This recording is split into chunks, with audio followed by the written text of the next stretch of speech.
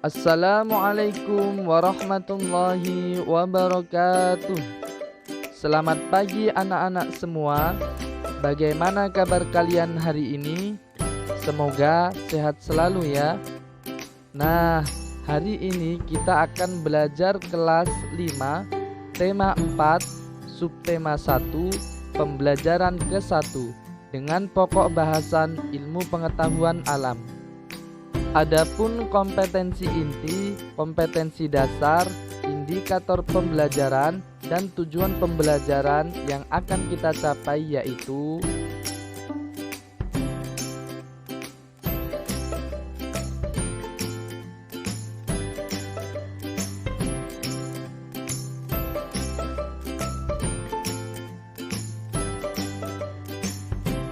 masih ingat kan pembahasan kita pada bab sebelumnya?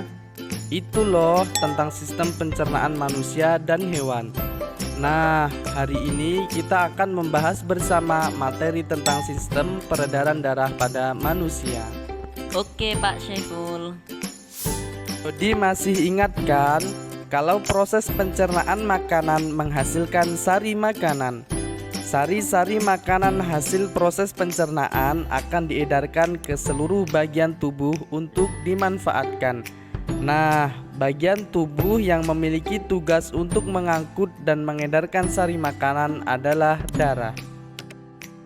Iya Pak Syaiful, masih ingat. Kalau tidak salah, selain bertugas untuk mengangkut dan mengedarkan sari makanan, darah juga berfungsi mengedarkan oksigen dan karbon dioksida hasil pernapasan. Benar Dodi. Jadi darah itu punya dua fungsi buat tubuh kita. Yang pertama, fungsi untuk mengangkut dan mengedarkan sari makanan hasil proses pencernaan ke seluruh tubuh. Selain itu, darah juga berfungsi mengedarkan oksigen dan karbon dioksida hasil pernapasan. Peredaran atau aliran darah di dalam tubuh manusia terjadi melalui organ peredaran darah yaitu jantung, pembuluh darah, dan paru-paru. Jantung adalah organ tubuh yang berfungsi untuk memompa darah ke seluruh tubuh. Jantung manusia terletak di rongga dada agak sebelah kiri. Dodi tahu tidak besar jantung kita? Kalau jantung orang dewasa sih kira-kira seukuran satu kepalan tangan yang beratnya 300 gram. Di dalamnya jantung memiliki 4 ruang, yaitu serambi kiri, serambi kanan, bilik kiri, dan bilik kanan. Betul tidak Pak? Benar Dodi. Sebagai alat pemompa darah, jantung memiliki otot-otot yang kuat. Otot bilik lebih tebal daripada otot serambi karena otot bilik memompa darah keluar jantung untuk diedarkan ke seluruh tubuh. Bilik kiri memompa darah yang kaya akan oksigen ke seluruh tubuh, sedangkan bilik kanan memompa darah yang kaya akan karbon dioksida ke paru-paru.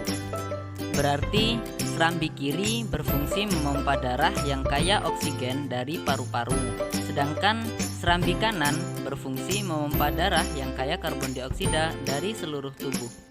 Benar sekali Dodi.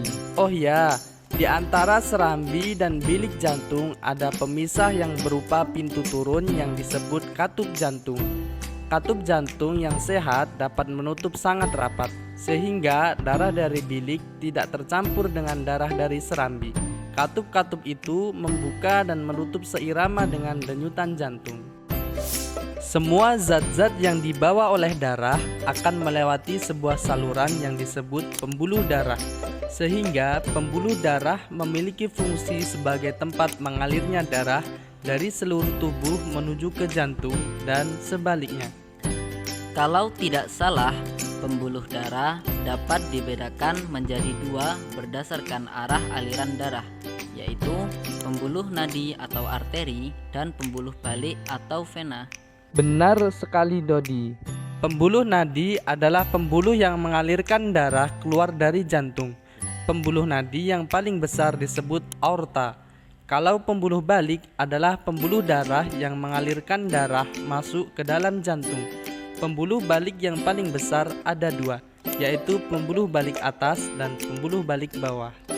Dodi tahu tidak? Darah dalam tubuh manusia selalu beredar dalam pembuluh darah, sehingga disebut peredaran darah tertutup. Berdasarkan panjang dan pendeknya jalur yang ditempuh, peredaran darah manusia dibagi menjadi peredaran darah kecil dan peredaran darah besar. Peredaran darah kecil berlangsung dari jantung ke paru-paru, kemudian kembali ke jantung lagi. Urutan peredaran darah kecil adalah serambi kanan, lalu ke bilik kanan, ke paru-paru, lalu ke serambi kiri. Berarti kalau peredaran darah besar berlangsung dari jantung ke seluruh tubuh kecuali paru-paru dan kembali ke jantung lagi. Urutan peredaran darah besar adalah serambi kiri, lalu ke bilik kiri, ke seluruh tubuh, lalu ke serambi kanan. Benar sekali Dodi. Dodi harus tahu bahwa organ yang menyuplai oksigen ke dalam darah adalah paru-paru. Di dalam paru-paru terdiri atas ribuan tabung bercabang. Pada ujung terkecilnya terdapat kantong udara yang dinamakan alveoli. Darah yang sudah diedarkan ke seluruh tubuh dan mengandung banyak karbon dioksida berarti akan dipompa oleh jantung masuk ke dalam paru-paru ya Pak Syaiful. Benar sekali Dodi.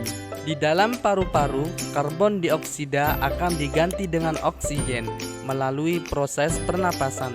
Masing-masing alveoli memiliki jaringan halus kapiler yang berfungsi sebagai tempat terjadinya pertukaran oksigen dan karbon dioksida. Baik anak-anak, demikianlah pembelajaran pada materi sistem peredaran darah pada manusia. Semoga materi yang Bapak sampaikan pada hari ini bisa dipahami dengan baik oleh anak-anak semua. Sekian, terima kasih. Wassalamualaikum warahmatullahi wabarakatuh.